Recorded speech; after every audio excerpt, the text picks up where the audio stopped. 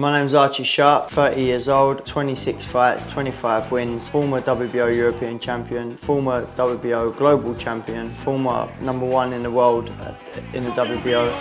European super featherweight champion, Archie the Sharpshooter Sharp. What was your first introduction to boxing? Yeah, so I started boxing at the age of 7. Obviously being a young kid, I was very hyperactive. I was in all sorts of sports. I'd done rugby, swimming, football. But my dad took me to my local gym, which was Eltham Amateur Boxing Club at the time. At the age of 7 I was, yeah. And then ever since then, 23 years later, we're still here. But that there was when we know what we were just keep sparring. Did you know when you first started that it was something that was going to be a big part of your life? Not at the very start. I think when I first went there, it was more to... My dad boxed, my uncle boxed, my granddad boxed, so everyone kind of done a bit of boxing. It's just more to the usual stuff, burn energy, learn to defend yourself. The main thing was kind of channeling the energy really, and the respect, discipline, all in one. That's why my dad wanted me there first. And yeah, being that young, it was, I enjoyed it, I really enjoyed it. But yeah, it wasn't something I looked at and thought, oh, this is what I'm going to do the rest of my life, that early on, you know. It was only really within the next couple of years, it was talking about fights and what we're going to, that's when I thought, oh, maybe I want to be a champion of the world, you know. That's how it kind of went. So my dad used to make me watch a lot of like old school fighters like Sugar Ray Leonard, Roy Jones, Muhammad Ali. And when you're watching it on the telly, it's like, oh, I want to do that one day.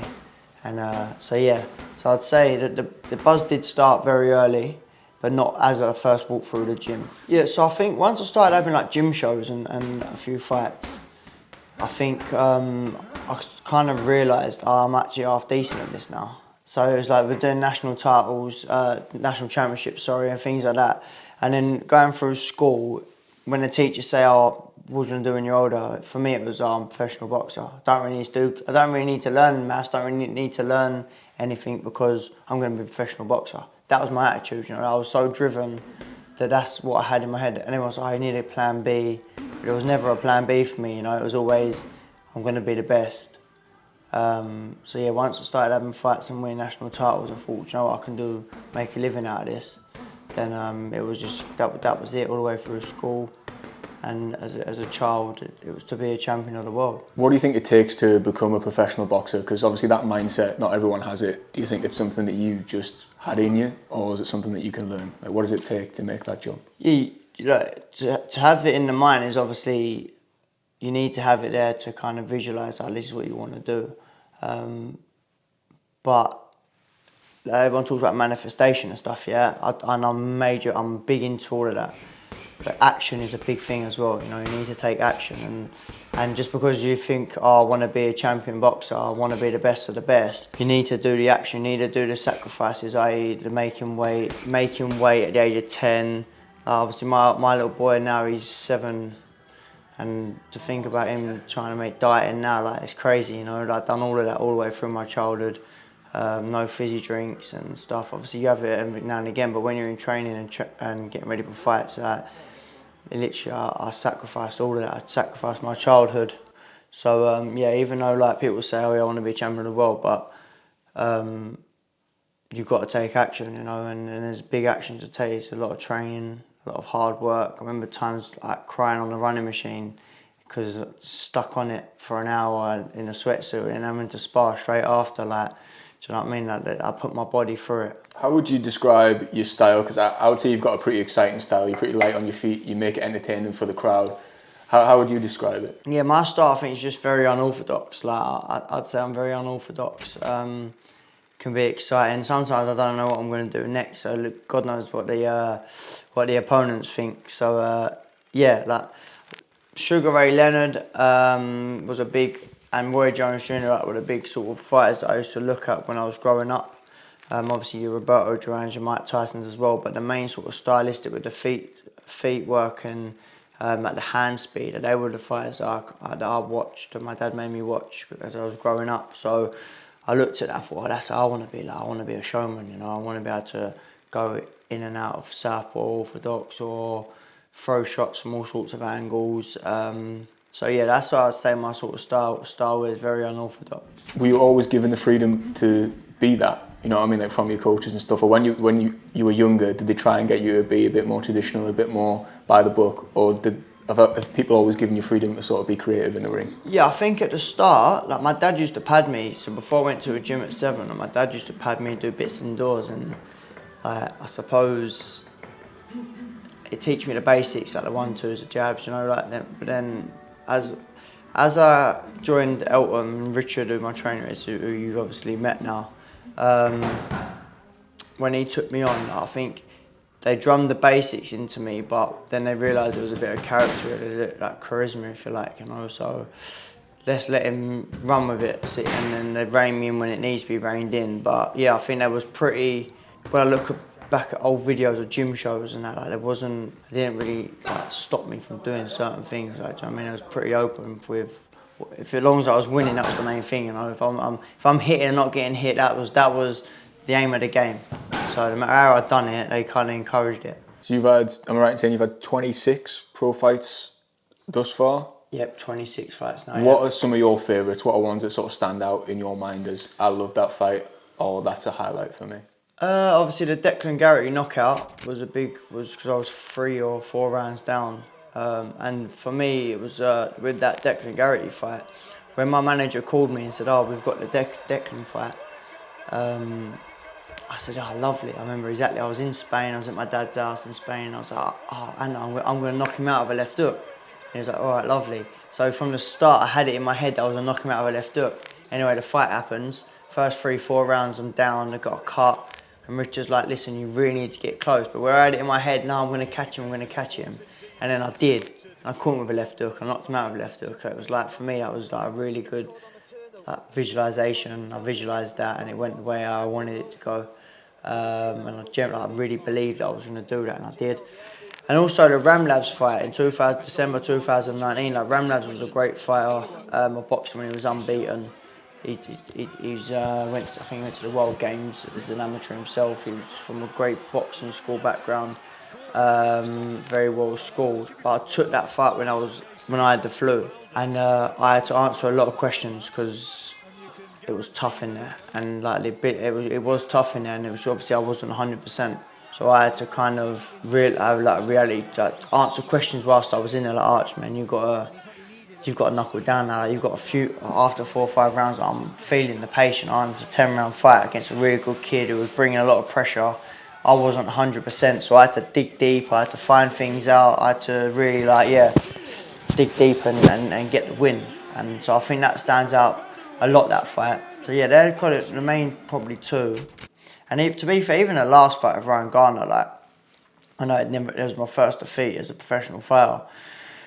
I generally believe I can beat Ryan Garner. I generally believe that. But I just couldn't beat Ryan Garner at 130 £, which I thought I could. I thought I still could compete at that weight. But it just goes to show I couldn't, because now being at the weight above, I feel like a completely different fighter. I'm going to show that May 23rd. So I learned a lot from the Garner fight, because if I had won the Garner fight, I would have stayed at 130 again, because there'd have been another carrot dangled.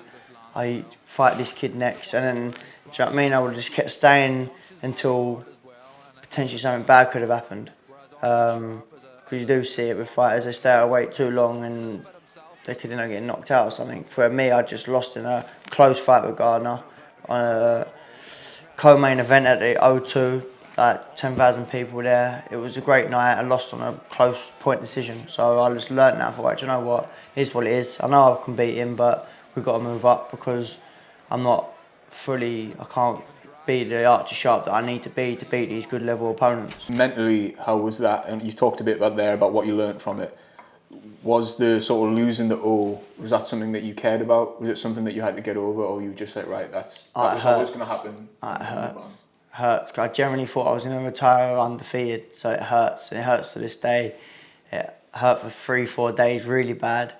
I couldn't believe it. I was in shock. I was like, I could not believe this has happened, because I generally didn't think I'd lose. But then you've got to step back and look at the factors, you know. Ryan was a great kid. He's just gone and won an EBU, so I didn't lose to no bum. I've lost to a good kid. Like I said, I genuinely believe I can beat Brian, and that's no disrespect to him and his trainers and his team, because I know him really well. But I know my ability is good enough to beat any fighter. It's just that fact on that night, there was a lot of things that was gone wrong, obviously in my mind.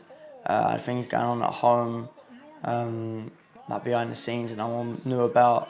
And then the weight just really took it out of me. Like first 3-4 rounds, like the first couple of rounds, no one could get close to it. Brian couldn't get close to me, but obviously his pressure, I needed a big engine and to be really fit, which I was fit, but making that 130, it just drained my tanks really quickly, you know, like my engine levels drained really quickly. So after the fourth or fifth round, I couldn't do what I know I needed to do at the time. You've got your next fight coming up, 23rd May, against Maxi Hughes. How do you see that fight going? Yeah, that's a great fight. Like, I'm really looking forward to it.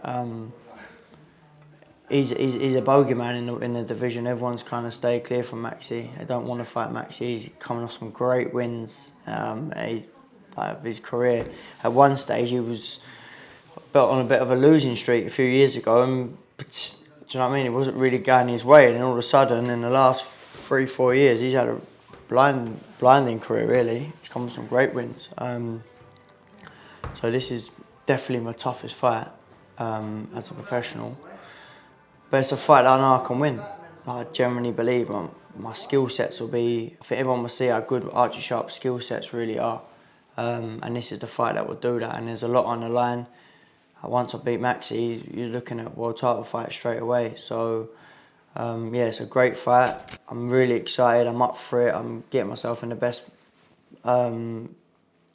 shape as possible.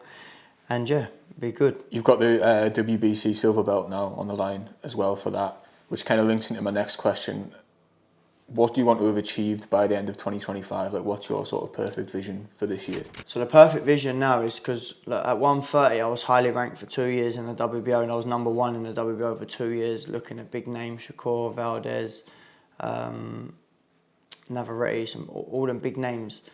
And I never got the shot, and I kept saying I'm going to be world champion. But now, we're here now. I beat Maxi Hughes. I'm going to be top 5 in the WBC, #4 in the WBA. #4 in the WBA. So for me, by the end of the year, we'll be wanting to have a world title, at least have a world title fight by then, or be in discussions of going into a world title fight, i.e. with Shakur Stevenson or even Gervonta Davis. Gervonta Davis is the WBA champion at lightweight. And Shakur's the WBC champion. So this is going to put me top 5 in both of them. There's no reason why these fights can't happen. So follow the link in the description to my OnlyFans page to find out and see uncut training footage with myself, things I wouldn't share on any other platforms.